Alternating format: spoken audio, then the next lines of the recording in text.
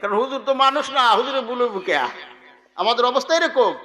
আর যদিও একাধবার ভুল হয়, হুজুরের রাহম না, হুজুর নামাজে ভুল করছে। তুই যে বেটা তোর 14 গোষ্ঠীর নামাজই পড়ে না, আর হুজুর তো একাধবার ভুল করছে। কথা ঠিক আছে নি ভাইরা আমার?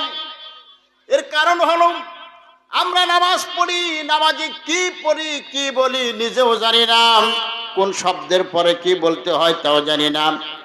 আর সাহাবীদের দিকে তাকান, 2 রাকাত নামাজের মধ্যে তামাম পৃথিবীর খবর নিতে। জিবরিল আমিন একবার পরীক্ষা করার জন্য আল্লাহ তাআলাকে বললেন, আল্লাহ আমি একটু জানতে চাই আপনার বান্দাদের কেমন ক্ষমতা, কত জ্ঞান আছে একটু জানতে চাই। আল্লাহ বললেন, যাও জমিনে যাও, রাসূলুল্লাহকে জিজ্ঞেস করো, দেখো না কেমন জ্ঞানের অধিকারী। পয়গম্বরকে জিজ্ঞেস করলেন, পয়গম্বর বললেন, মসজিদে যাও, যে লোকটা সবার আগে ঢুকবে, সবার পিছনে বের হবে, ওই লোকটার হাত ধরে বলবে,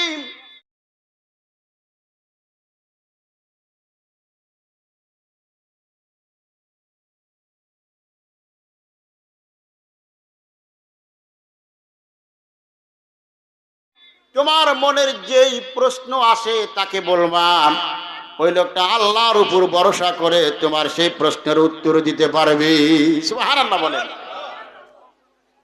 জিবরিল আমিন মসজিদে নববীর গেটের সামনে আসলেন, এসে দেখে সবার আগে মসজিদে প্রবেশ করলেন হযরত আবু বকর সিদ্দিক রাদিয়াল্লাহু তাআলা আনহু। নামাজ পড়ে যার যার মতো বের হয়ে গেলেন। একটু খেয়াল, মনোযোগ, খুব গুরুত্বপূর্ণ কথা। পোলাবান একটু ডিস্টার্ব করে না করেছে, আপনারা এটা করেন না। আমাদের একটা স্বভাব আছে জানেন নেই, আমি তো কইতেছি।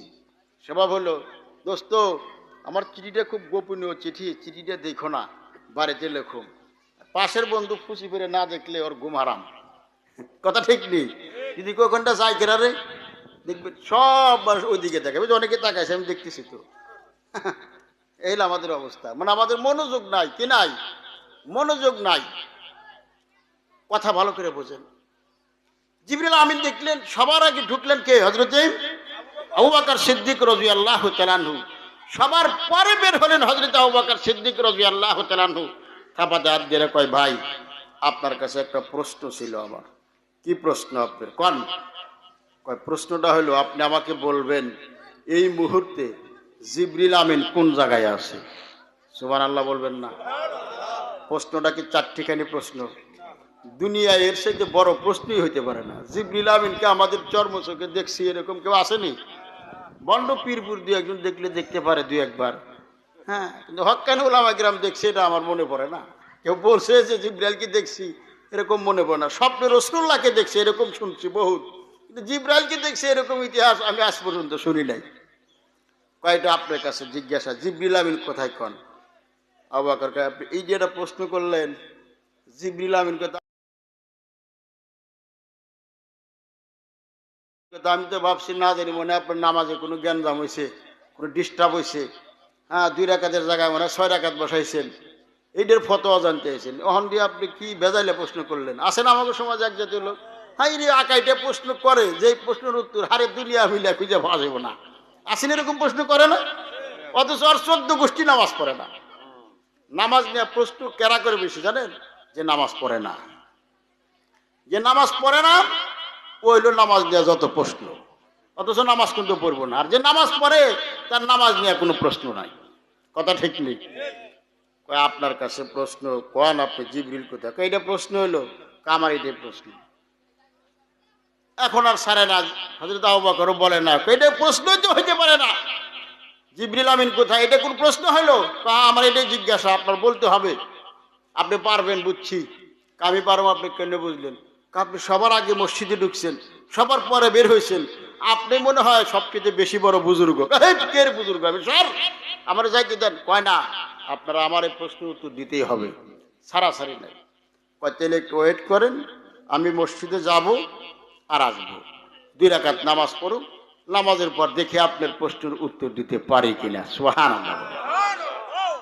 হযরত আবু বকর রাদিয়াল্লাহু তাআলা আনহু মসজিদে আবার প্রবেশ করলেন। 2 রাকাত নামাজ পড়ে মসজিদ থেকে বের হয়ে জিবরিল আমিনের ডান হাতটা থাপা দিয়ে ধরলেন, বললেন, ভাই মনে কিছু নিও না, তুমি নিজেই জিবরিল আমিন।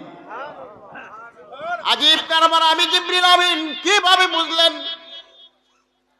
আবু বকর সিদ্দিক রাদিয়াল্লাহু তাআলা আনহু বলতেছেন, প্রথম রাকাত নামাজ আমি আদায় করেছি, সারা দুনিয়া আমি তালাশ করছি, জিবরিল কোথাও নাই, আসমানে তালাশ করলাম, নাই।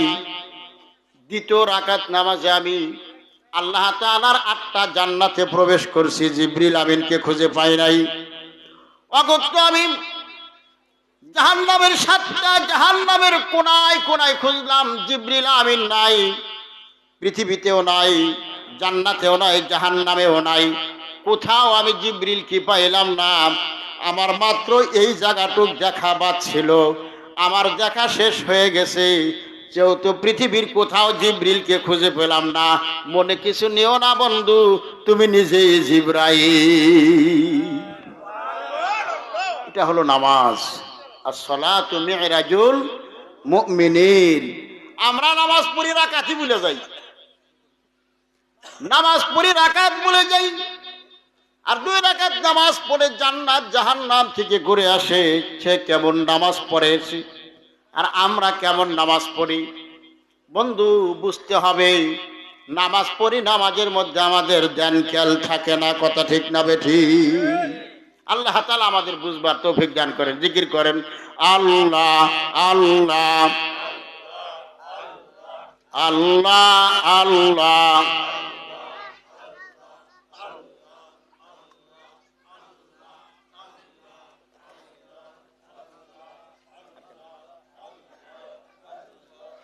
লা ইলাহা ইল্লাল্লাহু মুহাম্মাদুর রাসূলুল্লাহ সাল্লাল্লাহু আলাইহি ওয়াসাল্লাম। যে কথাটা বলতেছিলাম ভাই সকল, আমি যে বয়ান করলাম এতক্ষণ, আমি কেবল বয়ানে ঢুকলাম, এতক্ষণ আপনাদের সাথে আলাপ করলাম, এখন আমি বয়ান করব, খুব অল্প সময় ছেড়ে দেবো, টেনশন নেন না।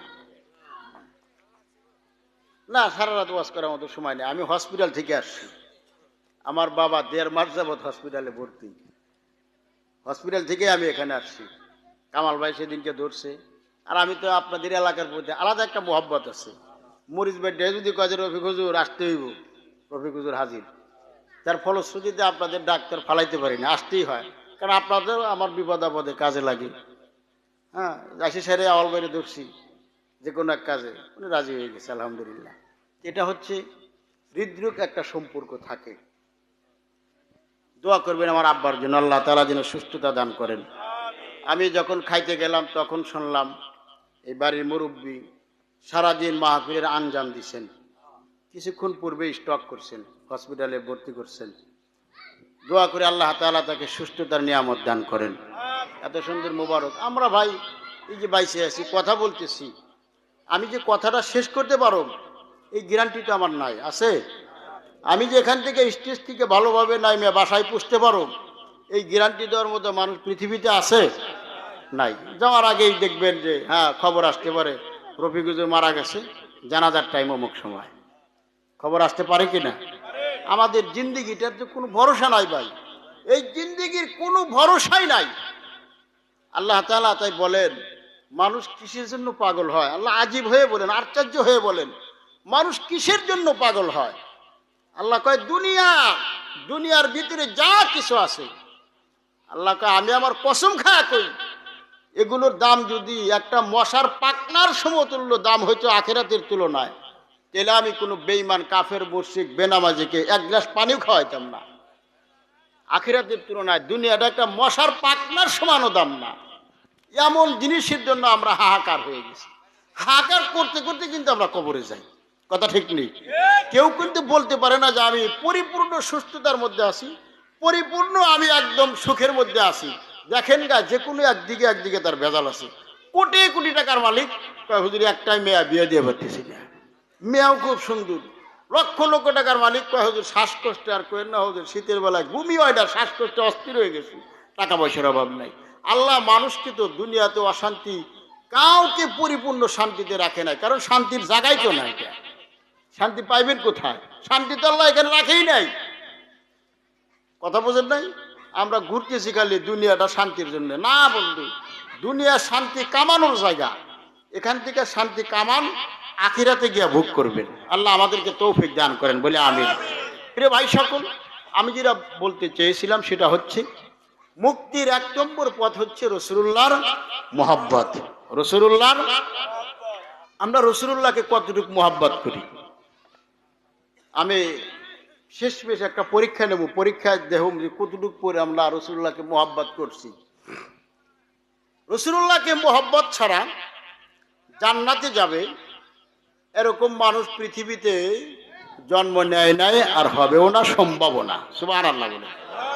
সব নবী রাসূলগণ নিজে বাঁচার জন্য নফসি নফসি করতে থাকবেন, সব নবী রাসূল। আল্লাহ ওদিন বলবেন, হাদিসে কুদসির মধ্যে আসছেন, উনজুর ফিল মাহশার লাআল্লাকা তাজিদু মাইয়ুতিকা হাসানা। কিয়ামতের ময়দানে এমন একটা ময়দান হবে যেই দিন কেউ কাউকে চিনবে না, ভাই ভাইকে চিনবে না, বন্ধু বন্ধুকে চিনবে না, মা ছেলেকে ভুলে যাবে, ছেলে মাকে ভুলে যাবে, বাবা সন্তানকে ভুলে যাবে, সন্তান বাবাকে ভুলে যাবে, সবার থেকে সবাই জুদা হয়ে যাবে। এমনও মানুষ খুঁজে পাওয়া যাবে যার নেকির পাল্লায় মাত্র একটা নেকি শর্ট পড়বে। আল্লাহ কয়, এই একটা নেকি যদি তোমাকে কেউ দান করে, উনজুর ফিল মাহশার লাআল্লাকা তাজিদু মাইয়ুতিকা হাসানা। বিশাল এই ময়দানে, মাহশারের ময়দানে, হাসরের ময়দানে আমি তোমাকে ছেড়ে দিলাম। উনজুর, তুমি লক্ষ্য করো, দেখো, উনজুর ফিল মাহশার লাআল্লাকা তাজিদু মাইয়ুতিকা হাসানা। দেখো কেউ তোমাকে একটা নেকি দেয় কিনা। আমি আল্লাহ ঘোষণা করে দিলাম সবার সামনে, আমি ঘোষণা দিলাম কেউ যদি তোমাকে একটা নেকি দান করে, আমি নেকিটাকে গ্রহণ করব। নেকিটাকে গ্রহণ করে আমি তোমাকে জান্নাতের বাসিন্দা বানিয়ে দেব। বান্দা খুশি হয়ে যাবে, খুশি হয়ে যাবেন, দৌড়াইতে থাকবেন একটা নেকির জন্য, দৌড়াইতে থাকবে। বন্ধুকে খুঁজে পাবে, ডাক দিবে, বলবে, বন্ধু রাতকে রাত একসাথে ঘুমাইছিলাম, দিনকে দিন একসাথে কাটায় দিয়েছি, শীতের দিনে এক জায়গায় বসে সারা রাত অতিবাহিত করেছি রে বন্ধু, কি না করেছি তোমার সাথে বন্ধু। আমি তোমার সেই প্রাণ প্রিয় বন্ধু, একটা নেকির জন্য তোমার কাছে ভিক্ষা চাই। বন্ধুরে একটা নেকি দাও নেই। আল্লাহ বলছে একটা নেকি যদি আমাকে কেউ দেয়, আমাকে জান্নাত দিবে। বন্ধু বলবে, সোহকান সোহকান সোহকান, দূর হয়ে যাও, দূর হয়ে যাও, দুনিয়াতে আমার কোনো বন্ধু ছিল না, সাবধান করে দিলাম। এই মাহশারের ময়দানে দ্বিতীয়বার আর একবারের জন্য আমাকে বন্ধু বলে তুমি পরিচয় দিবে না। আশ্চর্য হয়ে যাবে, কিরিম এত ঘনিষ্ঠ বন্ধু অস্বীকার করে বসলাম। দৌড়াইতে থাকবেন, নিজের বোনকে খুঁজে পাবেন, বোনকে ডাক দিয়ে বলবে, আমার বোন রে, ভালো করে শোন, আমার জন্য কত না কষ্ট করেছো, নিজে না খেয়ে থেকেছো। ও বোন, আজকে আমি একটা নেকির জন্য জাহান্নামের আসামি, দিবানি একটি নেকি। নিজের মায়ের পেটের বোন বলবে, সোহকান দূর হয়ে যাও, দুনিয়াতে আমার কোনো ভাই ছিল না, আর সাবধান করে দিলাম এই মাহশারের ময়দানে একবারের জন্য আমাকে আর বোন বলে পরিচয় দিবে না। এমন একটা ময়দান হবে, দৌড়াইতে থাকবেন, নিজের বাবাকে খুঁজে পাইবে, বাবাকে ডাক দিয়ে বলবে, আব্বা আমার জন্য জিন্দেগির পুরাটা জীবন তোমার ব্যয় করে দিলে, নিজে সেরা লুঙ্গি পরে গেলে, আমাকে প্যান্ট শার্ট পরাইলে, নিজে না খেয়ে থেকে আমাকে প্রতিষ্ঠিত করলে। বাবা, আমি তো দুনিয়াতেই তোমার অনুগ্রহে প্রতিষ্ঠিত হয়েছিলাম বাজান, আজকে তোমার সেই সন্তান একটা নেকি পেলে সারা জিন্দেগির জন্য প্রতিষ্ঠিত হয়ে যাব। বাবা একটা নেকি আমাকে ভিক্ষা দাও। বাবা ছেলেকে বলবে, একটা নেকি আমাকে ভিক্ষা দাও। বাবা বলবে, সোহকান